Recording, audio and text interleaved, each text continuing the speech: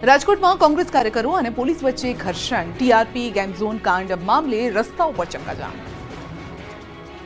રાજકોટમાં આગકાંડના બનાવ સામે કોંગ્રેસે આક્રમક દેખાવો કર્યા। ટીઆરપી આગકાંડમાં 27 જેટલા લોકોના જીવ ગુમાયા બાદ સરકારે એસઆઈટીની રચના કરી છે। જોકે એસઆઈટી યોગ્ય કાર્યવાહી ન કરતી હોવાના આરોપ સાથે કોંગ્રેસના મોટા નેતાઓએ વિરોધ પ્રદર્શન કર્યું, જેમાં ઘર્ષણના દ્રશ્યો સામે આવ્યા। કોંગ્રેસ નેતા અમિત ચાવડા, સાંસદ જ્ઞાનીબેન ઠાકોર, એમએલએ જિગ્નેશ મેવાણી, એનએસયુઆઈ પ્રદેશ પ્રમુખ નરેન્દ્ર સોલંકી સહિતના નેતાઓ વિરોધ પ્રદર્શનમાં હાજર રહ્યા। કોંગ્રેસે અલગ અલગ પોસ્ટરો સાથે નોંધાવ્યો વિરોધ, સાથે જ ભોગ બનેલા પરિવારોને 1 કરોડ રૂપિયાનું વળતર આપવાની માંગ કરી। ગુજરાત પ્રદેશ કોંગ્રેસના એનએસયુઆઈના પ્રમુખ નરેન્દ્ર સોલંકીએ દરવાજો બંધ થતા કૂદવાનો પ્રયાસ કર્યો। દરવાજો કૂદવા જતા પોલીસ સાથે ઘર્ષણ થયું। પોલીસ દ્વારા કોંગ્રેસના કાર્યકર્તાઓને પોલીસ કમિશનર કચેરી અંદર જવા દેવામાં ન આવતા થયું ઘર્ષણ। પોલીસ કમિશનર કચેરીની અંદર જવા દેવામાં ન આવતા કોંગ્રેસના કાર્યકર્તાઓએ બસ પર ચડી ચક્કાજામ કર્યો હતો। આગના પીડિતો પણ આ આંદોલનમાં પહોંચ્યા હતા। આગકાંડમાં પીડિત અને હોસ્પિટલમાં દાખલ દર્દી એમ્બ્યુલન્સ લઈને પહોંચ્યા હતા। આ સાથે જ કોંગ્રેસ દ્વારા બસ અને અન્ય વાહનો રોકાવીને રસ્તા પર ચક્કાજામ કર્યો। બાદમાં રાજકોટ શહેર કોંગ્રેસ દ્વારા પોલીસ કમિશનર બ્રજેશ કુમાર ઝાને આવેદનપત્ર આપવામાં આવ્યું। દ્વારકા કાંઠેથી ફરી ચરસનો જથ્થો ઝડપાયો છે। એક સપ્તાહમાં 3 સ્થળોએથી કરોડોનું ચરસ મળ્યું। દ્વારકા દરિયા કિનારેથી બિનવારસી ચરસ મળવાનો સિલસિલો યથાવત છે। દ્વારકા દરિયા કિનારે પોલીસના સર્ચ ઓપરેશન દરમિયાન ચરસનો જથ્થો મળી આવ્યો। સવારે 40 પેકેટ બાદ વધુ 24 ચરસના પેકેટ મળી આવતા ખળભળાટ મચી ગયો। અત્યાર સુધી 64 ચરસના પેકેટ દરિયા કિનારેથી બિનવારસી હાલતમાં મળી આવ્યા છે। વારંવાર નશાનો કારોબાર પકડાતા દ્વારકાના વાંચુ, ગોરિંજા, ઓખા, મઢી સુધીના કિનારા પર સર્ચ ઓપરેશન યથાવત છે। મહત્વનું છે, છેલ્લા 1 અઠવાડિયાથી દ્વારકાના દરિયા કિનારે નશાનો કારોબાર પકડાઈ રહ્યો છે। સવારે પણ દ્વારકાના દરિયા કિનારે ચરસનો મોટો જથ્થો મળ્યો છે।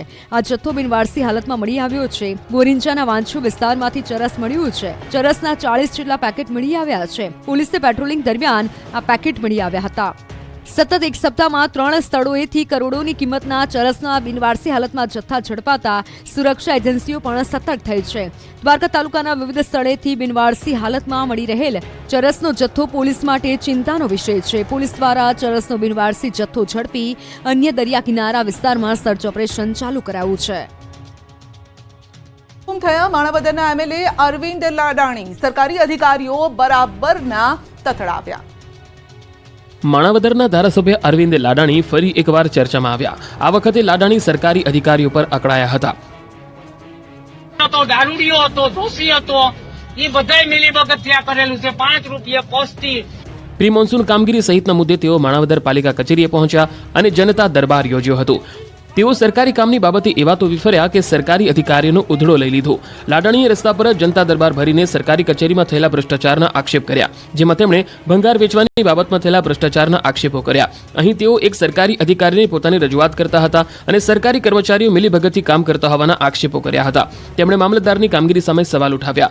લાડાણીએ જાહેરમાં જ સરકારી કર્મચારીને કેટલાક સવાલ પૂછીને ચીફ ઓફિસર, મામલતદાર સહિતના અધિકારીઓ સામે આંગળી ચીંધી હતી, જેમાં તેમણે પસ્તી, લોખંડ અને તાંબાનો ભંગાર માત્ર 5 રૂપિયામાં વેચી દઈને ભ્રષ્ટાચાર આચરવામાં આવ્યો હોવાના આક્ષેપ કર્યા। આ સાથે તેમણે સરકારી અધિકારીને કેટલાક બિલો ભરવાના બાકી છે તે અંગે પણ સવાલ ઉઠાવ્યા હતા। 8 થી 10 ગામને જોડતો પુલ તૂટ્યો। રાજકોટના પડધરીના સરપદળ ગામનો પુલ તૂટતા વાહનોની અવરજવર બંધ। રાજકોટમાં પડધરીના સરપદળ ગામનો પુલ બેસી ગયો। રાજકોટ પંથકમાં પાછલા 2 દિવસથી વરસાદી માહોલ જામ્યો છે। સતત વરસાદ વરસી રહ્યો છે તેવામાં પડધરીના સરપદળ ગામનો પુલ અચાનક બેસી ગયો। નદીમાં વરસાદી પાણીનો પ્રવાહ છે। વરસાદના સમયે પુલ બેસી જવાના કારણે અલગ અલગ 8 થી 10 જેટલા ગામને અસર થશે। વધારે વરસાદને કારણે પુલનો કેટલોક ભાગ બેસી ગયો હોવાનું લોકોનું કહેવું છે। હાલ વાહન વ્યવહારને અસર પહોંચી છે। બનાવ વખતે કોઈ વાહન પુલ પરથી પસાર ન થતું હોવાથી મોટી દુર્ઘટના ટળી, તો રહીશોએ ઘટના અંગે તંત્રને જાણ પણ કરી હતી। તો ચોમાસું આવ્યું છતાં પાણીને લઈને ભાવનગરવાસીઓ મુશ્કેલીમાં છે। ભક્તિનગરની મહિલાઓમાં ભારે રોષ। ભાવનગરમાં પીવાના પાણીના ધાંધિયાથી લોકો ત્રાહિમામ પોકારી ગયા છે। પાણીની પાઇપલાઇનમાં ગટરનું ગંદુ પાણી મિક્સ થઈને આવી રહ્યું છે। કાળઝાળ ગરમીના 3 મહિનામાં પણ પાણી માટે વલખા મારવા પડ્યા હતા। છેલ્લા 3 મહિનામાં શહેરમાં 4000થી પણ વધુ ટેન્કરો દોડાવવામાં આવ્યા। ચોમાસું આવી ગયું પણ હજુ પાણીની વ્યવસ્થા કરવામાં નથી આવી। પીવાના પાણીમાં ગટરનું દૂષિત પાણી આવતા અનેક લોકો બીમારીનો ભોગ બની રહ્યા છે. વારંવાર રજૂઆત કરવા છતાં કોઈ નિરાકરણ ન આવતા ભક્તિનગર વિસ્તારની મહિલાઓમાં ભારે રોષ જોવા મળી રહ્યો છે. સ્થાનિકો કહી રહ્યા છે કે પીવાના પાણીમાં એટલું ગંદુ પાણી આવે છે કે પીવાનું તો ઠીક, પરંતુ આ પાણી વાપરવા યોગ્ય પણ નથી. દૂષિત પાણીની સાથે સાથે રેતી પણ નીકળે છે. ત્યારે સિટી ઇજનેર કહી રહ્યા છે કે ભાવનગર શહેરમાં પાણી પૂરતા પ્રમાણમાં પહોંચાડવામાં આવે છે. તેમણે તો ત્યાં સુધી કહી દીધું કે ઉનાળામાં દરરોજના 40 ટેન્કરો મોકલવામાં આવતા હતા. ત્યારે સવાલ એ થાય કે શહેરમાં પાણી તો દરરોજ વિતરણ કરવામાં આવે છે, એટલે પાણીની કોઈ સમસ્યા રહેતી નથી, પણ જે પાણી વિતરણ કરવામાં આવે છે એ દૂષિત અને ગટરનું ભેળસેળયુક્ત પાણી આવે છે. મનપા દ્વારા ઉનાળામાં દરરોજના 40 ટેન્કરો મોકલવામાં આવતા જે 3 મહિનાના 4000થી પણ વધુ ટેન્કરો થયા, તો આ ગટરનું પાણી મિક્સ થવાની સમસ્યાનો હજુ પણ ઉકેલ આવ્યો નથી. અમરેલીમાં બોરમાં પડેલી બાળકી જિંદગીનો જંગ હારી ગઈ. ઘટના બાદ ગ્રામ પંચાયતમાં બોરવેલની નોંધણી કરાવવાનો કલેક્ટરનો આદેશ. 17 કલાક ચાલ્યું ઓપરેશન આરોહી. આખરે અમરેલીમાં બોરવેલમાં પડેલી આરોહી જિંદગી હારી. 17 કલાકના ઓપરેશન બાદ બાળકીનો મૃતદેહ બહાર કઢાયો. સવારે 5 વાગે બાળકી આરોહીને બોરવેલમાંથી બહાર કઢાઈ. સવારે બોરવેલમાંથી બાળકીનો મૃતદેહ બહાર કઢાયો, જ્યાં હેલ્થ વિભાગના અધિકારીઓએ આરોહીની તપાસ બાદ તેને મૃત જાહેર કરી હતી. સ્થાનિક તંત્ર, અમરેલી ફાયર અને એનડીઆરએફની ટીમે 17 કલાક સુધી આ ઓપરેશન પાર પાડ્યું. જો કે આરોહી જિંદગી સાથેની લડાઈમાં હારી ગઈ હતી. અમરેલીના સુરગપુરા ગામમાં ખુલ્લા બોરવેલમાં 1.5 વર્ષની બાળકી આરોહી રમતા રમતા પડી ગઈ હતી, જેને બચાવવા 17 કલાક સુધી ઓપરેશન આરોહી ચાલ્યું હતું. બાળકી 45 ફૂટ ઊંડા બોરમાં પડી હતી. 1.5 વર્ષની બાળકી બોરવેલમાંથી બહાર કાઢવા માટે રોબોટથી રેસ્ક્યુ ઓપરેશન હાથ ધરાયું હતું. ગામમાં વાડીમાં કામ કરતા પરપ્રાંતીય પરિવારની 1.5 વર્ષની બાળકી રમતા રમતા ખુલ્લા બોરમાં પડી હતી, જેની જાણ થતાં અમરેલી ફાયર અને 108ની ટીમોએ ઘટના સ્થળે પહોંચી બાળકી બોરમાંથી 45 થી 50 ફૂટ ઊંડે ફસાઈ હતી. તંત્ર દ્વારા ઓક્સિજન સપ્લાય સાથે બોરમાં કેમેરા ઉતારીને બાળકીની સ્થિતિ પર નજર રખાઈ હતી. આ ઉપરાંત રાજુલાથી રોબોટની ટીમ ઘટના સ્થળે પહોંચી હતી. જો કે ઓપરેશનમાં વધુ સાધનોની જરૂર હોવાથી વડોદરાથી એનડીઆરએફ અને ગાંધીનગરથી ફાયરની વધુ એક ટીમ પણ રવાના થઈ હતી. તો અમરેલીના સાંસદ ભરત સુતરિયા અને લાઠીના ધારાસભ્ય પણ ઘટના સ્થળે પહોંચ્યા હતા. બાળકી બોરવેલમાં પડી તેના થોડા સમય પહેલાનો ફોટો પણ સામે આવ્યો, જે વાડીમાં રમી રહી હતી.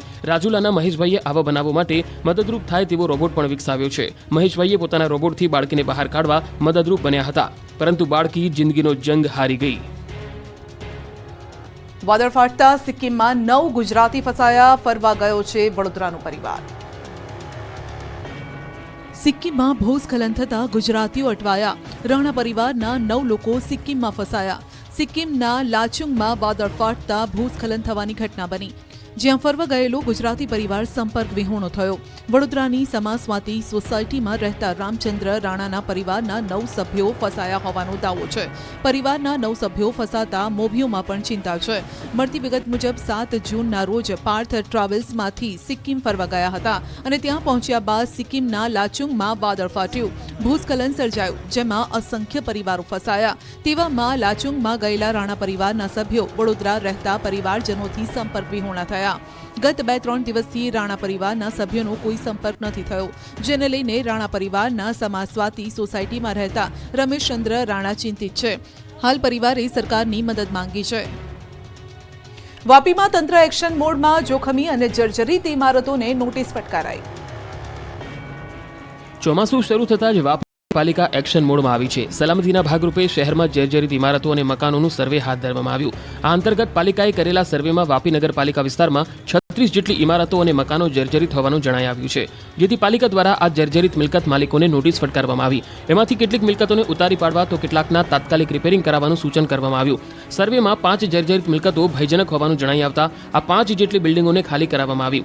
ચોમાસામાં ભારે વરસાદ વખતે મકાનો પડવાની અને જાનહાનિની ઘટનાઓ સામે આવે છે, જેના કારણે આ વખતે પાલિકા દ્વારા સલામતીના ભાગરૂપે અગાઉથી જ પ્લાનિંગ કરવામાં આવ્યું છે અને વાપીમાં આ ચોમાસામાં આવી કોઈ અનિચ્છનીય ઘટના ન બને તે માટે વાપી નગરપાલિકા અત્યારથી જ તકેદારી રાખી રહી છે અને પાલિકા